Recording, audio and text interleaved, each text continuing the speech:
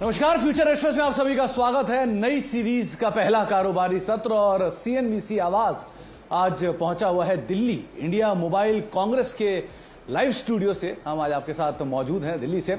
अभी आप कुछ देर पहले प्रधानमंत्री को भी सुन रहे थे इसी कॉन्फ्रेंस में से, और टेलीकॉम जगत के सभी दिग्गज भी यहाँ पर थोड़ी देर पहले मौजूद भी थे। उनसे हम लगा समय समय पर बातचीत भी करते रहेंगे। लेकिन क्योंकि आज नई सीरीज का पहला कारोबारी सत्र है और भारतीय बाजारों में एक जोरदार तेजी देखने को मिली। डे हाई के आसपास Nifty, Sensex, Nifty bank almost कामकाज कर रहे हैं। मिड कैप इंडेक्स में करीब करीब 2% की तेजी है। 1.5 से 2% के आसपास का उछाल स्मॉल कैप में देखने को मिल रहा है। और ब्रॉडर बेस बाइंग जो कि पिछले लगातार 6 से 7 सेशन से मार्केट सेल ऑफ में देख रही है, वो आज पुल बैक के तौर पे आपको आता हुआ दिखाई पड़ेगा। तो इस पुल बैक ट्रेड में आपकी रणनीति क्या हो, नई सीरीज कैसे रहने वाली है, और इस सीरीज में किन स्टॉक, किन सेक्टर्स के ऊपर आप नजर रखेंगे, इन सब पे हम बातचीत करेंगे। हमारे साथ आज बातचीत करने के लिए मोतीलाल ओसवाल सिक्योरिटीज से शिवांगी शारदा मौजूद रहेंगी, जिनसे हम चर्चा करेंगे मार्केट्स को लेकर और इस सीरीज में वो मार्केट्स को कैसे रीड कर रहे हैं, क्योंकि फेस्टिवल सीरीज भी है और साथ ही साथ ट्रंकेटेड भी रहेगी।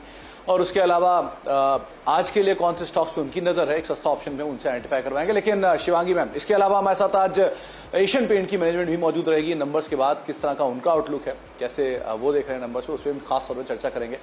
लेकिन दोनों से बातचीत करने से पहले कुछ ऑप्शंस के नंबर आपकी स्क्रीन पर आते हुए दिखाई पड़ेंगे। स्पेशली 19,000 का जोन जो कि इंडिसीज ने कल के सत्र में ब्रीच किया था, उसके नीचे कामकाज भी किया था। तो आज 19,000 के ऊपर हम आए, 19,080, 19,090 के जोन्स में। तो 19,000, 19,100, 19,200 यहां पर मेजर आपको कॉल राइटिंग होते हुए दिखाई पड़ेगी। और 19,000 के जोन्स में, क्योंकि सबसे इर्द गिर्द यही स्ट्राइक है, चाहे आप कॉल साइड पे देखें या पुट साइड पे देखें, तो 19,000 के जोन्स में कॉल राइटर्स भी हैं और 19,000 के जोन्स में सबसे ज्यादा पुट राइटिंग भी होते हुए दिखाई पड़ेगी। 19,200 के जोन्स में मेजर कॉल राइटिंग है और 18,900 और 18,800 के आसपास थोड़ी बहुत पुट राइटिंग होते हुए दिखाई पड़ सकती है। बैंक निफ्टी के केस में करीब 42,700, 42,800 और 43,000 इन जोन्स के अंदर आपको मेजर कॉल राइटिंग होते हुए दिखाई पड़ेगी। और पुट राइटर्स की अगर सिचुएशन देखेंगे तो करीब 42,700, 42,600 और 42,500 के आसपास, क्योंकि आज पीएसयू बैंकिंग ने कमार संभाली हुई है। तो रफली 2 से 2.5% के आसपास एसबीआई ऊपर है, 3% इंडिसीज ऊपर कामकाज कर रहे हैं। तो यहां से कुछ हद तक सपोर्ट आ रहा है निफ्टी बैंक को, इसीलिए मेजरली निफ्टी बैंक की तरफ से ज्यादा अच्छी आउट परफॉर्मेंस आपको दिखाई पड़ेगी। इसके अलावा अगर कुछ लॉन्ग शॉर्ट पे देखा जाए तो एनबीएफसी की तरफ से मेजर सपोर्टिव है, क्योंकि ब्रॉडर बेस्ड मार्केट्स में खरीदारी है और ओवरऑल जो हीट मैप है वो भी बुलिश साइड पे ही आपको दिखाई पड़ेगा। 100-125 के आसपास के फ्यूचर्स है जो कि लॉन्ग साइड पे भी कामकाज करते हुए दिखाई पड़ रहे हैं। और इसके अलावा अगर कुछ और 35 शेयर ऐसे हैं जहां पे शॉर्ट कवरिंग है, 15 शेयर में शॉर्ट बन रहे हैं, अनवाइंडिंग आपको दिखाई नहीं पड़ेगी। लेकिन जो लॉन्ग बिल्डअप है वो एनबीएफसीज और बैंक्स में, श्रीराम ट्रांसपोर्ट बढ़िया लॉन्ग बिल्डअप है। केनरा बैंक कल नंबर्स के बाद एक पुल बैक था, आज 6-7% का एक अच्छा मूव है। पीएनबी नंबर्स के बाद चला हुआ, जी एंटरटेनमेंट, ट्रेंड, कुछ ऐसे नाम जहां पे लॉन्ग बिल्डअप है। शॉर्ट कवरिंग के तौर पे एक और एनबीएफसी, एमएनएम फाइनेंशियल, केनफिन होम, यहां पर एक अच्छी बाइंग है। एबीबी और एस्ट्रल बढ़िया शॉर्ट कवरिंग यहां पर भी आते हुए दिखाई पड़ रही है। हालांकि नए शॉर्ट्स बिल्डअप में फार्मा दिखेगा, डॉक्टर रेड्डीज, लुपिन, आज नंबर भी है डॉक्टर रेड्डीज के, सिप्ला के, तो उससे पहले यहां पर थोड़ा सा शॉर्ट कवरिंग, शॉर्ट बनते हुए यहां पर दिखाई पड़ रहे हैं। तो ओवरऑल सिचुएशन ब्रॉडर साइड पे बेटर है और मार्केट आज एक अच्छे टोन को सेट करता हुआ दिखाई पड़ रहा है। इन नंबर्स के बीच में बातचीत करते हैं शिवांगी मैम से। शिवांगी मैम नमस्कार, स्वागत है कार्यक्रम में। पहले तो मार्केट्स को लेकर आपका टेक, क्योंकि लगातार एक सेल ऑफ था और शॉर्ट जो थे वो हाईएस्ट जोन की तरफ जा रहे थे, तो सिचुएशन ऐसी लग रही थी कि एक नियर टर्म पुल बैक देखने को मिलेगा। 18,800, 18,850, 18,900 ये जोन से आमतौर पर हम पुल बैक लेते भी हैं। तो आप कैसे रीड कर रहे हो मार्केट्स को, क्या करना चाहिए इंडिसीज में अभी, निफ्टी बैंक में? नमस्कार सुमित जी, दिल्ली से। और हम देख रहे हैं कि एक काफ़ी जो ये सीरीज़ गया है इसमें काफ़ी एक शॉर्ट बिल्डअप हुए थे। अब ये जो नवंबर सीरीज़ में हम हेड कर रहे हैं, यहाँ पे इंडिकेशन है या एक्सपेक्टेशन है कि ये शॉर्ट कवरिंग मूव में कन्वर्ट हो और यहाँ पे थोड़े बहुत लॉन्ग्स ऐड हो। हमने देखा है कि रोल ओवर के फिगर्स भी काफ़ी स्ट्रॉन्ग आए हैं। निफ्टी में 83% रोल ओवर हुआ है अक्टूबर सीरीज़ में, हायर देन उसके जो क्वार्टरली एवरेज और प्रीवियस मंथ के भी। सिमिलरली बैंक निफ्टी में भी हम देख रहे हैं कि राउंड अबाउट अपने इन लाइन ही आया है, करीबन 80% के आसपास। तो हम देख रहे हैं कि रोल ओवर्स काफ़ी ठीक है और यहाँ पे लोग जो है अब शॉर्ट कवरिंग मूव जो देखने को मिलेगा, उसके बाद जो है इंडेक्स स्टेबलाइज होते हुए दिखेगा। हमने देखा है पिछले हफ्ते पूरे एक काफ़ी एक स्टीप गिरावट देखने को मिली है। पूरे ही सीरीज में रेंज बाउंड रहने के बाद लास्ट वीक में हमने देखा कि बेयर्स का पूरा एक डोमिनेंस था, पर वो गैप फिल होते हुए दिख रहा है और अपने एक क्रूशल रिट्रेसमेंट लेवल के आसपास भी अब इंडेक्स टर्न होते हुए दिख रहा है। तो यहाँ पे स्टेबलाइज होने की पूरी संभावना दिख रही है और इंडेक्स में इंट्राडे पर्सपेक्टिव में हम बाय ऑन डिक्लाइन की अपॉर्चुनिटी ढूंढेंगे। अपसाइड जो लेवल्स है 19250 तक नज़र आते हुए दिख रहे हैं। सपोर्ट के तौर पे इमीडिएटली अगर हम बात करें तो 18950 का एक लेवल है जो ध्यान रख सकते हैं हम। दूसरी ओर अगर हम बैंक निफ्टी की बात करें, यहाँ पे पूरे ही सीरीज में हमने देखा कि अंडर परफॉर्म किया है इंडेक्स ने और प्राइवेट और पीएसयू दोनों का ही एक सपोर्ट नहीं दिखने को मिल रहा था बैंकिंग इंडेक्स में।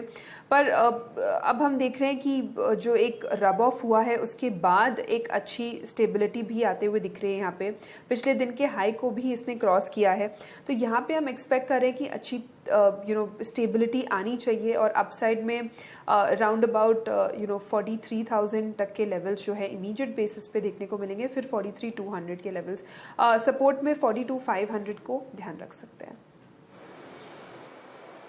तो 42,500 निफ्टी बैंक के लिए और निफ्टी के लिए करीब 19,250 ये नियर टर्म टारगेट्स जो हैं वो शायद आते हुए दिखाई पड़ेंगे। शिवांगी मैम, क्योंकि ये नई सीरीज की शुरुआत हो रही है, हर बार हम आपसे एक सेक्टर पूछते हैं। पिछली बार आपको लगा था कि शायद ऑटो में बढ़िया मूव आएगा, इसके अलावा एक अप मूव की उम्मीद फार्मा में भी थी। अब इस बार ही आपको क्या लग रहा है कि फेस्टिव चीयर होगा? कौन सेक्टर्स, किन सेक्टर्स के ऊपर हम नजर बना कर रख सकते हैं इस ओआई का नंबर देखकर या ओवरऑल डेटा देख के? आपको क्या लग रहा है, कहाँ बढ़िया शॉर्ट कवरिंग है, कहाँ लॉन्ग जा सकते हैं?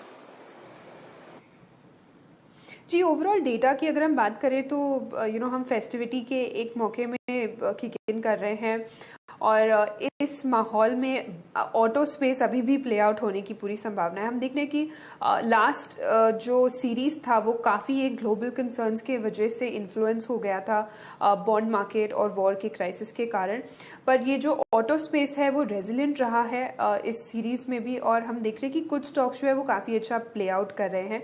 तो यहाँ पे अगले जो सीरीज के लिए बजाज ऑटो, टीवीएस मोटर जैसे काउंटर्स जो है उसको हम ध्यान रख सकते हैं।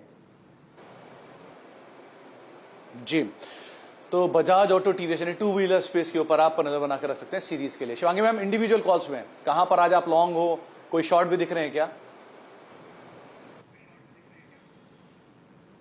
जी, इंडिविजुअल कॉल्स की अगर हम बात करें, यहाँ पे बाइंग के मौके ढूंढ रहे हैं हम।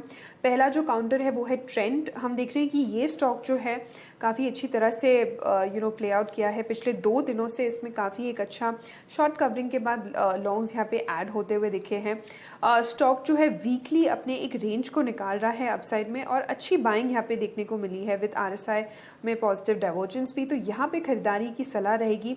2220 के टारगेट्स बनते हुए दिख रहे हैं यहाँ पे 2090 के एक स्टॉप लॉस के साथ। दूसरा पिक मेरा रहेगा परसिस्टेंट पे।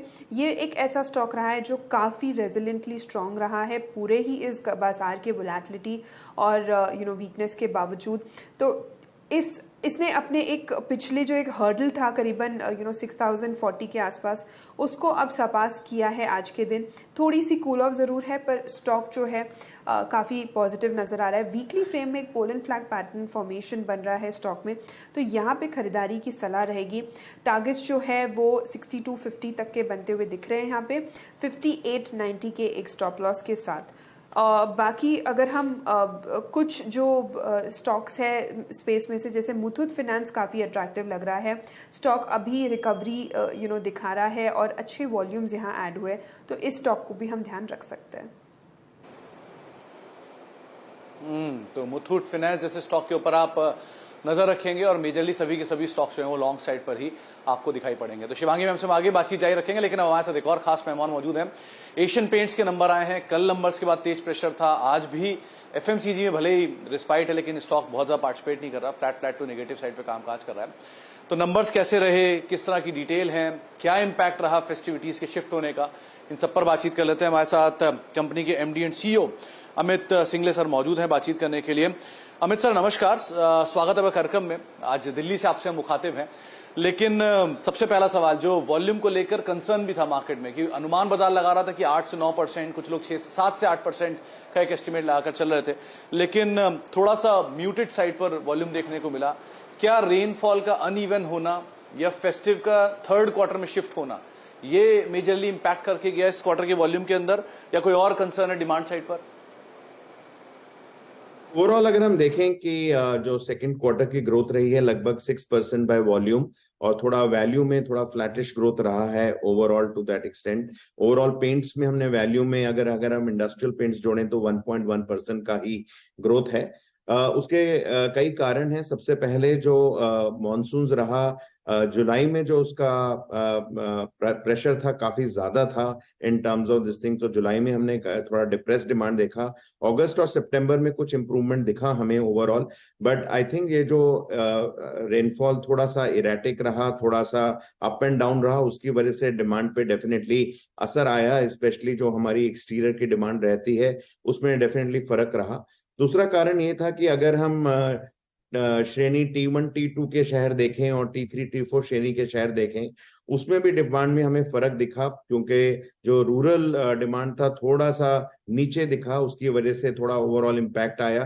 तीसरा इम्पैक्ट हमने देखा कुछ डाउनग्रेडिंग हुआ overall from premium category to economy category, जिसकी वजह से थोड़ा वॉल्यूम ग्रोथ ज्यादा रहा in terms of this quarter overall. So ये तीन कारण हैं जो उसकी वजह से हमने देखा थोड़ा डिमांड ओवरऑल कम रहा। थोड़ा डेफरमेंट है डिमांड का for the next quarter which is Q3, क्योंकि जो फेस्टिवल सीजन है वो थोड़ा सा उभर के आ रहा है अक्टूबर में। तो मेरे को लगता है कि ये 3-4 कारण की वजह से थोड़ा सा डिमांड डिप्रेस रहा, किंतु प्रॉफिट्स काफी अच्छे रहे। जी सर, आपने फेस्टिव का जिक्र किया, तो फेस्टिव में क्योंकि गणेश चतुर्थी हो गया, नवरात्रि हो गया, किस तरह से यहाँ पर एक डिमांड पिकअप होता हुआ दिखाई पड़ा है इस पूरे स्पेस में सो फार, और क्योंकि अब हम दिवाली की तरफ जा रहे हैं, तो क्या एक्सपेक्ट कर सकते हैं यहाँ? So definitely I think recovery हमें दिखने को मिल रही है मार्केट्स में ऑल ओवर, जितने भी सीजनल मार्केट्स हैं डेफिनेटली वहां पे हमें रिकवरी देखने को मिल रही है। और एक बड़ा ट्रेंड और देखने में आ रहा है कि आगे नवंबर दिसंबर में काफी बड़ा वेडिंग सीजन भी है, जिसकी वजह से डेफिनेटली जो ओवरऑल पेंटिंग का साइकिल है उसके ऊपर डेफिनेटली इफेक्ट पड़ता है। तो ये कारण देखते हुए हमें लगता है कि ओवरऑल जो Q3 का जो ओवरऑल डिमांड रहना चाहिए वो डेफिनेटली Q2 के मुकाबले में मच बेटर रिस्पॉन्स रहेगा। अमित सर, एक और चीज, क्योंकि जो मार्जिन्स की पिक्चर है वो थोड़ी सी ब्लीक थी लास्ट कुछ क्वार्टर्स में, क्योंकि सिचुएशन वाइज क्रूड के प्राइसेस अपर साइड पे थे, दोबारा जियोपॉलिटिकल इश्यूज उठे हैं, क्रूड के प्राइसेस दोबारा बढ़ रहे हैं। सो मार्जिन इंटैक्ट रखना कितना क्रूशियल रहेगा? कैसे रीड कर रहे हो आप मार्जिन की पिक्चर को? आगे कैसे देखेंगे हम इसे? ओवरऑल अगर हम देखें Q2 में थोड़ा डिफ्लेशन रहा लगभग 3 से 4% का, जिसकी वजह से हमें ओवरऑल मार्जिन्स में भी मदद मिली। तो क्योंकि मार्जिन्स में ऑलमोस्ट 550 पॉइंट्स की बढ़ोतरी है as compared to previous year. हम देख रहे हैं कि जो अभी करंट जियोपॉलिटिकल सिचुएशन चल रहा है, लास्ट 10-15 दिन में क्रूड में काफी तेजी रही है। ओवरऑल सारे जो क्रूड डेरिवेटिव्स हैं जो रॉ मटेरियल्स पेंट इंडस्ट्री को इफेक्ट करते हैं उसमें भी तेजी दिखने को मिली है। लगभग हम देखते हैं कि 1 से 1.5% का इन्फ्लेशन हम इस आने वाले क्वार्टर में देख रहे हैं ओवरऑल मटेरियल प्राइसेस का। थोड़ा हम इस सिचुएशन को और वॉच करेंगे 1 महीना, उसके बाद हम डिसीजन लेंगे कि आगे जाके अगर प्राइसेस में हमने कुछ तब्दीली करनी है तो वो डिसीजन हम 1 महीने बाद लेंगे। किंतु अभी डेफिनेटली जो मटेरियल प्राइसेस है उसमें तेजी देखने को मिल रही है। चलिए अमित सर, बहुत बहुत शुक्रिया हमारे साथ मौजूद रहने के लिए और नंबर से बातचीत करने के लिए, आउटलुक समझाने के लिए, और उम्मीद करते हैं कि जो अपकमिंग क्वार्टर होगा Q3 वो आपके लिए बेहतर होता हुआ दिखाई पड़ेगा। बहुत बहुत शुक्रिया सर अपना समय हमें देने के लिए और हमसे बातचीत करने के लिए। एक ब्रेक का वक्त है, ब्रेक के बाद लौटेंगे। शिवांगी मैम हमारे साथ बनी रहेंगी, उनसे हम एक सस्ता ऑप्शन आइडेंटिफाई करवाते हैं। छोटे से ब्रेक के उस बाद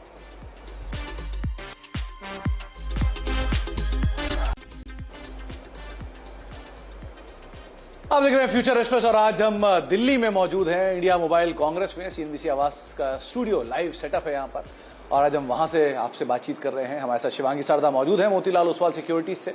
मार्केट्स डे हाई के आसपास कामकाज कर रहा है, ना केवल फ्रंटलाइन इंडेक्स बल्कि Nifty bank, mid cap, small cap, सब में खरीदारी देखने को मिल रही है। शिवांगी मैम, अब एक सस्ता ऑप्शन कौन सा चुना आपने आज? जी, सस्ता ऑप्शन के लिए मैंने आज चुना है बजाज ऑटो। ये पूरे ही सेक्टर काफ़ी अच्छी तरह से प्ले आउट करने की पूरी संभावना है जैसे ही हम फेस्टिविटी में किक इन कर रहे हैं। स्टॉक ने अपने लोअर हाइज को निगेट किया है डेली फ्रेम में और यहाँ पे एक बढ़िया सी एक जो है डाइवर्जेंस देखने को मिल रही है RSI के फ्रंट में। पिछले सीरीज में हमने देखा है कि अच्छी खासी रोल ओवर हुए हैं लॉन्ग साइड में 94% के आसपास, तो अच्छे वॉल्यूम्स के साथ ये स्टॉक अच्छी तरह से प्ले आउट करने की पूरी संभावना रख रहा है। 5450 के एक कॉल ऑप्शन में खरीदारी की सलाह रहेगी। इसको कम से कम 100-105 के आसपास हम खरीदारी करें। 80 के एक स्टॉप लॉस के साथ और 180 के टारगेट्स बनते हुए दिखेंगे। तो 5450 की कॉल जिसको आप 80 का एक स्टॉप लॉस और 180 के टारगेट्स के लिए यहां पर लॉन्ग साइड पर लेकर चल सकते हैं। वैसे भी शिवांगी मैम का मानना है कि ऑटो इस बारी थोड़ा आउट परफॉर्म कर सकता है और उसमें से उन्होंने बजाज ऑटो को चुना है जो कि आप लॉन्ग साइड पर अदरवाइज भी चल कर देख सकते हैं। बहुत शुक्रिया शिवांगी मैम हमारे साथ मौजूद रहने के लिए, बाजार पर बातचीत करने के लिए। बता दें कि मनी कंट्रोल पर दिए गए विचार एक्सपर्ट्स के अपने निजी विचार होते हैं। वेबसाइट या मैनेजमेंट इसके लिए उत्तरदायी नहीं है।